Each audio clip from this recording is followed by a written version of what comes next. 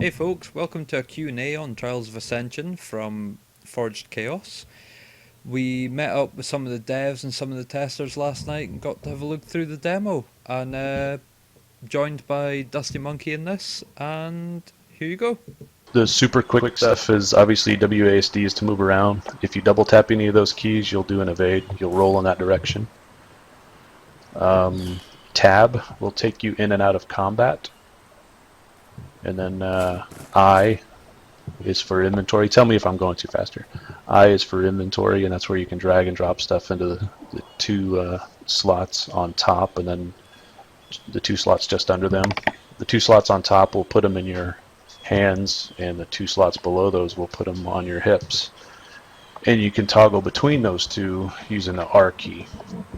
There are certain things you can and cannot do while in combat, like you can't chop trees and stuff while you're in combat, but again, tab just toggles you back and forth between those two. Obviously hitting enter will put you into chat mode where you can chat in the window down below, and that ring that you're looking at the top, which is half red and half yellow, that is your hit points, which is your red, and your stamina, which is yellow. But the yellow is not implemented, or stamina is not implemented yet. So.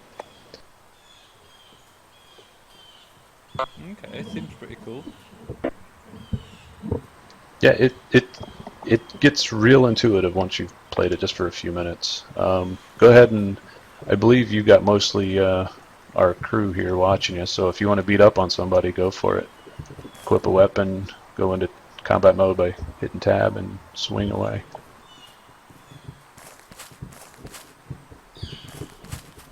Take out each other.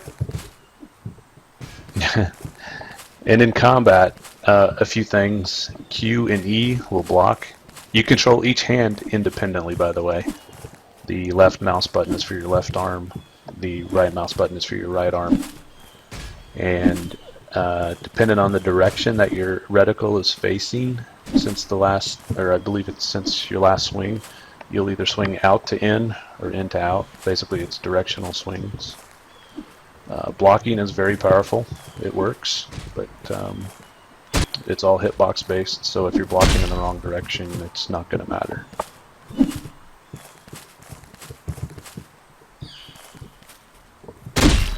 It's already feeling quite smooth. Nice.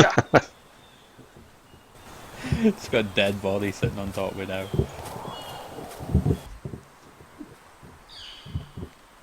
Yeah, dying definitely looks funny.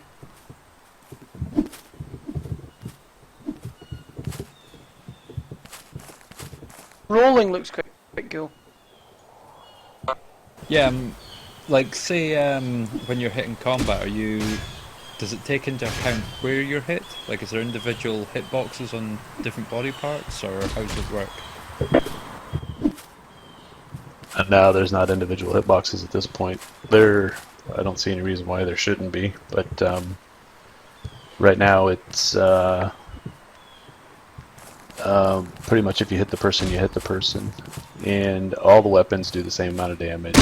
And having armor on really doesn't impact anything at this point yet. But, oh, by the way, you can toggle between armor and clothing by, I think it's the J key. And the H will toggle your helmet on or off as well. Ah, yeah.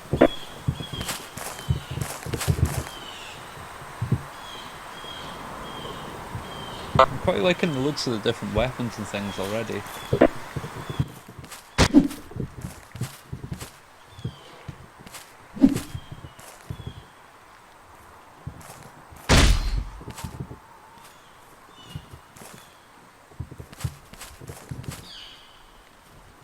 That's some quite nice lighting, it looks like. Yeah, it's pretty good. And yeah, the day-night cycle is definitely going really fast. It's not going to go anywhere near that fast, but we wanted to do it just for testing purposes. And when it is dark, T is for torch, by the way.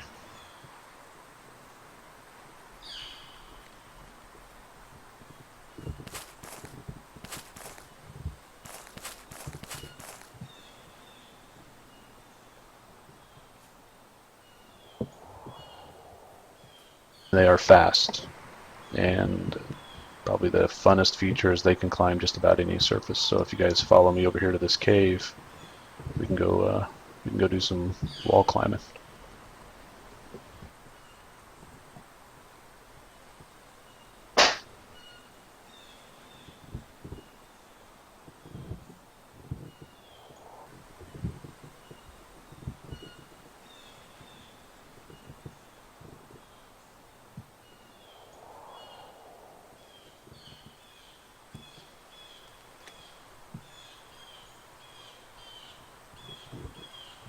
Pretty funny. We put those plants in here so we can get a reference of where the ground was, because a lot of us were getting almost getting vertigo.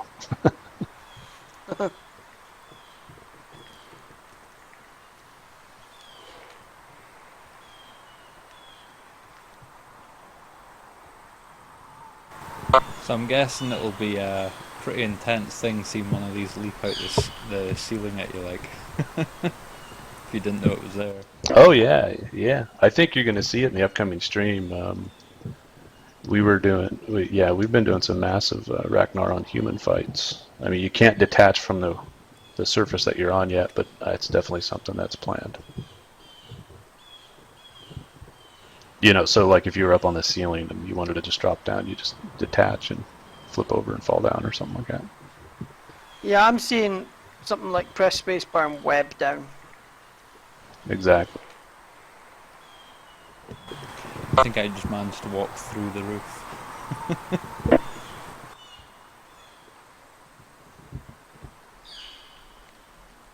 And someone killed me.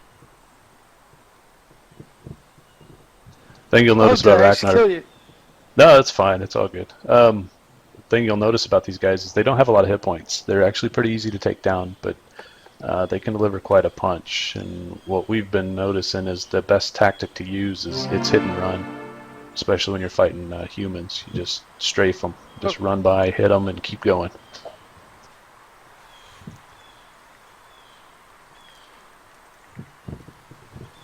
So I've been a wee bit curious as well.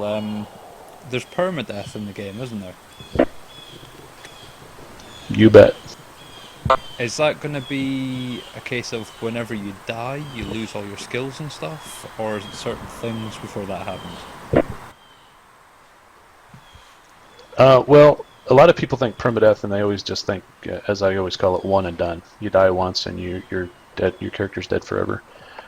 We've kind of relabeled permadeath to character mortality, and basically what that means is your character is mortal. It will eventually die forever, but you get 100 life counters, so you can die 100 times before your character's gone. But when it is gone, it is gone.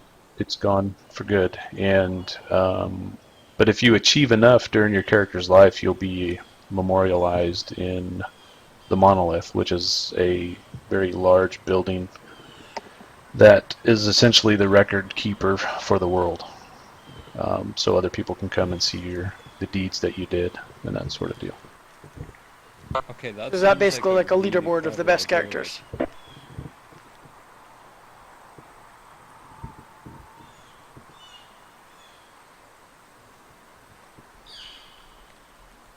Well, we're kind of biased, but we certainly like it. It's going to stop the whole high character bloat issue, or high level character bloat issue. It's going to put everybody on the same level. You know, at one point or another, you got to start over kind of deal. And it also is going to help the economy because it's going to help I don't really like using the term, but the lower quality items is still going to be useful for everybody. And it just keeps things fresh. Nobody can stay on top forever. Yeah, that's cool. Actually, How big is the world? This island you're looking at is tiny compared to the world that we want to build. We were just discussing how, what the multiplier was of this island to the world, and numbers of like 100 times the size were coming up. That's cool. So, is there just going to be one world, or will you be able to sail to other islands, or how's that going to work? That's a great question. Well, right now this obviously is just an island, but we're going to have different biomes. We've got the entire map, designed. Not the mesh, but we've got the layout and everything figured out. And we're probably not going to have ships at launch. And the good thing about that is we can throw that into the innovation system where you guys learn how to build them and then propagate it as you wish. That's cool. Don't tell anybody and be the only shipbuilder on the server, or sell the plans or sell the ships, however you want, and then eventually sail off to other continents as we build them. That actually reminds me of a couple of questions I had for you. One of them was actually, would a naval-based faction be a viable option? Like if you were on with a group of your friends, could you in theory build like a pirating group and kind of live on the seas kind of thing? Oh, absolutely, for sure, definitely. And I mean, all the places that we've got planned, by the way, are on the website, and under the it's called the Guide to TOA. There's a ton of locations. I've also had a couple of people asking me how gory is the interrogation skill going to be? How gory? Probably not that gory. It's actually the way I see interrogation working, and I haven't really had a chance to address this, so that's a great question. And now I'm going to get killed by all the humans. When you interrogate somebody, you have to interrogate them while they're unconscious, because we're going to have unconsciousness before death, because again, the whole character mortality thing. And when they are unconscious, you'll be able to select what kind of interrogation you want to do, like trickery, brute force, or manipulation. I don't actually remember the names that we've labeled them, but you'll be able to select from one of those types, and then it will be basically your skill interrogation versus one of your victim's attributes, such as intelligence or fortitude. And if your victim fails the check, the character will give you the information whether the player wants him to or not. Oh, okay. Yeah, that sounds quite good. Like, yeah, the construction system. This one of the things that was largely drawing my attention. Like, It's a lot of fun. I've never played a MMO that let me do something like this before, and so you come in here and you get your little plan started, and then before you know it, it's 3 o'clock in the morning, and you have to get up for work in 3 hours. But then you keep going because it's just like, oh, I still have to get this last piece of my house built. yeah, see, I got a bit like that with DayZ, but this just looks like it's so much better system from what I've seen of it so far. I haven't played Daisy, so I can't comment on that, but I like it a lot.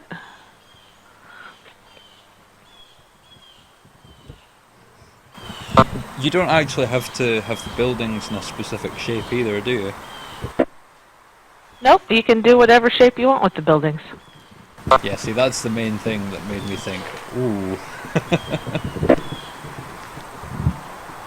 So, do you think you'll be able to, like, say you'd built a shop, would you be able to hire NPCs to run it for you? Yes. You'll be able to hire an NPC merchant who can sell your goods for you and buy items that you've labeled that you want. So say you make leather armor, and you decide, well, I need more leather because I'm all out. But I don't want to go out. I don't have the time to go out and hunt down the deer and kill the deer myself. So you can set up your NPC to buy skins, so that and give them some money to pay people for the skins. And you can come back later, and some enterprising young skinner, hunter, whatever, will come by and say, "Hey, here's someone who needs my skins. Let me sell them to you." See, this is just making me think. I've in the past I've done a lot of tabletop role playing, and this is probably the closest thing I've seen than to like a computer version of actual like tabletop RPGs. Yeah, Brax Bravo Mushery are really big on those.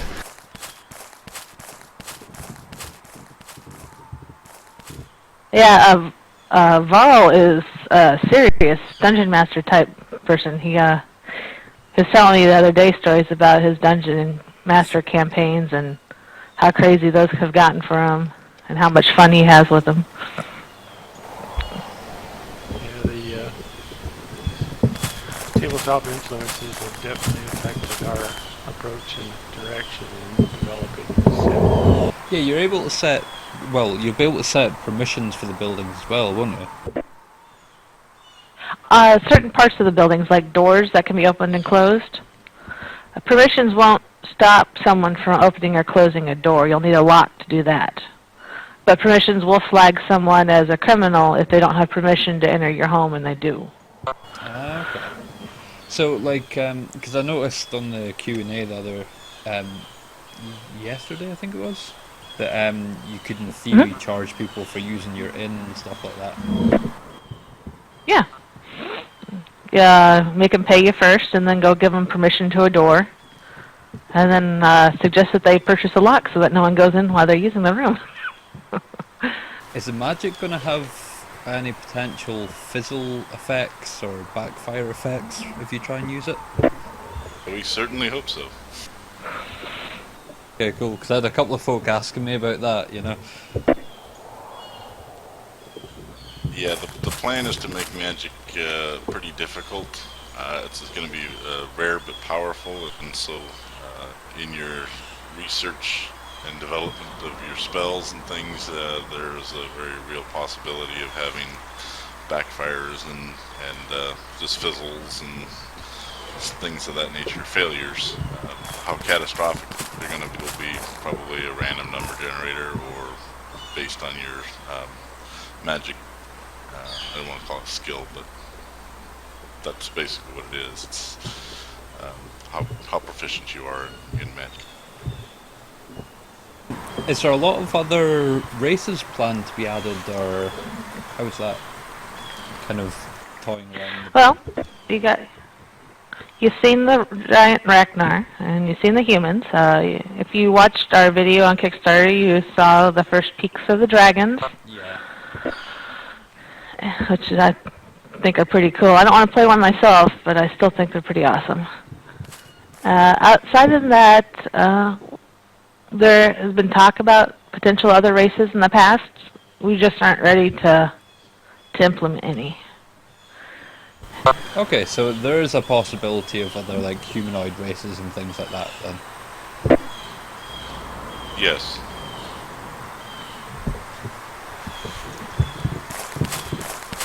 Also more bestial.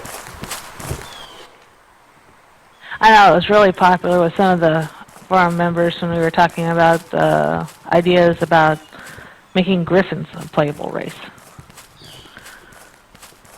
And pixies. Just wow. And pixies too. Yeah, pixies, doppelgangers, where the whole play behind the doppelganger is to prey upon humans, but in a less obvious way than the Ragnar and the dragons. That was a fun one. Some of the character design specifics we came up with for some of the future races too are pretty extraordinary. I can't wait to implement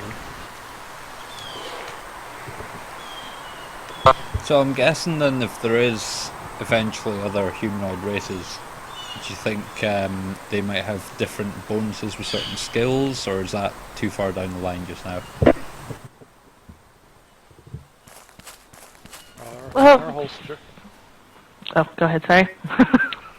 our whole strategy is to make every race unique in TOA, whether it's physically or skill based. We don't want just humans in another skin. So yeah, our races are going to be pretty original to one another. Okay, that's exactly what I was hoping to hear.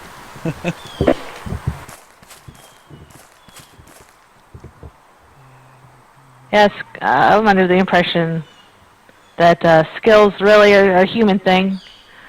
Ragnar and dragons won't get skills, but they'll get abilities, and they may be able to improve those abilities, but it's not the same thing as leveling up a skill. Yeah, I was liking how I noticed how like the dragons don't get flight at the start until they get a bit older and stuff like that. I thought that was a nice touch. Like, Yeah. Well, the challenge behind dragons is to make them the weakest race, and then with persistence and dedication, they can become the most powerful race. It's really all about all the survival. So you take all those zombie apocalypse survival. Oh, there's a Ragnar running around. Kill yeah, it. I noticed that. It's attacking. Too. Oh my God, killed somebody. But what is that with that? Oh yeah, dragons are the most powerful. So yeah, we have to make them super easy to kill so that we can make the challenge for actually getting one to be like the greatest thing you could accomplish in the game. So all those zombie survival games where you don't go out at night and you have to scavenge for all your own food and you only take kills that you know you can take on, all that will transfer over to playing a dragon if you're into those kind of things. Okay. So what if you had your settlement set up and there was a dragon that had set up home nearby? Would you be able to communicate with them or, like, say, offer them a tribute of Well, food? you could try. There won't be any way to actually verbally communicate with them in-game, since dragons can't speak, and they won't be able to understand human language either. But to make up for the fact of that, we're hoping to put in a lot of emotes, so that if you were really dedicated and the dragon really wanted to try, not to try to get along, as opposed to just eat your village or burn it to the ground, then it will be possible. Just, yeah, again, it's one of those things where what's it going to take to make it happen? It's going to take time, patience, and willingness to cooperate. No, it's because someone was basically asking me, like, did I think could you potentially have a dragon guardian or start like a dragon worshipping cult kind of thing? It's funny you mentioned the worshipping cult thing. There was a huge discussion on it in our forums. Was it 3 months ago? All the different ways people were going to try to help a dragon grow up, and so it'd stay and defend their village, and they'd worship it. And there's actually a settlement that wants to go with that kind of design. Ah, the bug is back. Curse you. Who did he get this time? You got me. Aww. There are some mechanics in place that are planned kind of to make it harder or to discourage settlements cooperating with dragons. One of the things is that all the NPCs in the settlement, the player-run shopkeeps and the guards, they will get a morale drop if there's a dragon living nearby. They'll be unhappy, which makes them less effective in the settlement. Thank you, Vaughn. Oh, here it is. There's the bug.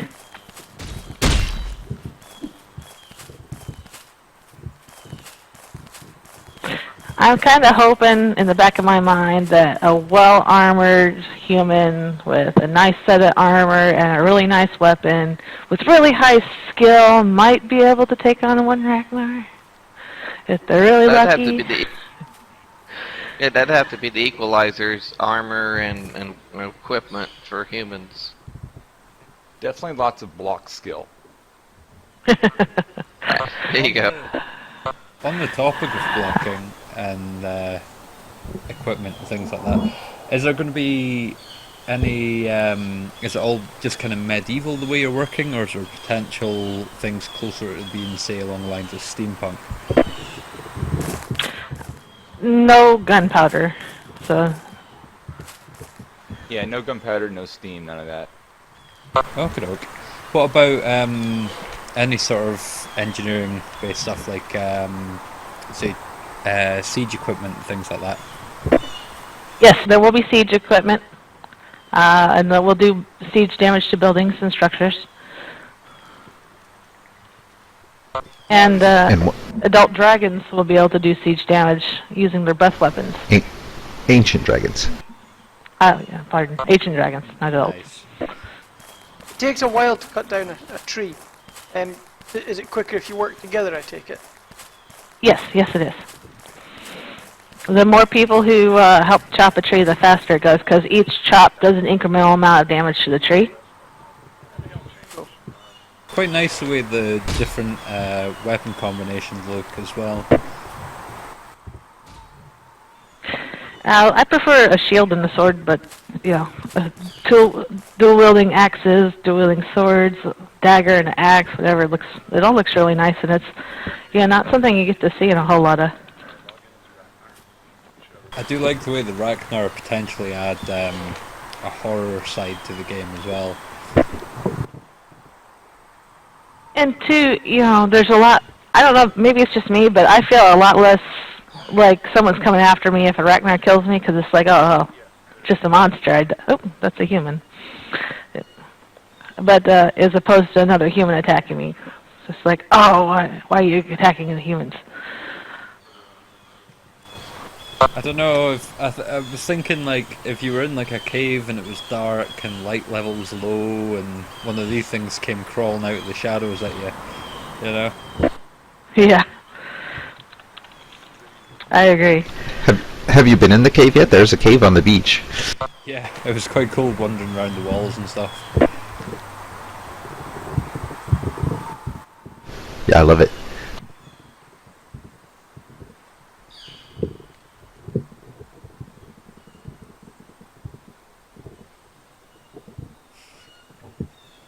So, is there much in the way of building a hive and stuff planned yet?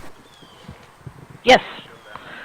Ragnar will be able to build hives by removing their egg sacs and combining them in a single location. After so many have been piled on top of each other, a hive is formed. Just not at this moment. Right. Right, just not at this moment. Yeah, I figured Like the a few of combat the feature. questions I've been asking are things that will probably come later, like. Well, I mean, it doesn't hurt. The design's already nailed out, all hammered out, and we just need funding so we can hire people to program it. Make it look pretty. Hey folks, there you have it. So that's BTG's first quick look at Trials of Ascension. Absolutely loving the game, loving the concept, loving everything about it, apart from the fact it looks like it's going to be maybe a bit too addictive, bye bye social life. If you check down in the description, we'll have a link to the Kickstarter page. If you like what you've seen, if you're curious, go check it out, go check out more of their videos, and please, help out in any way you can.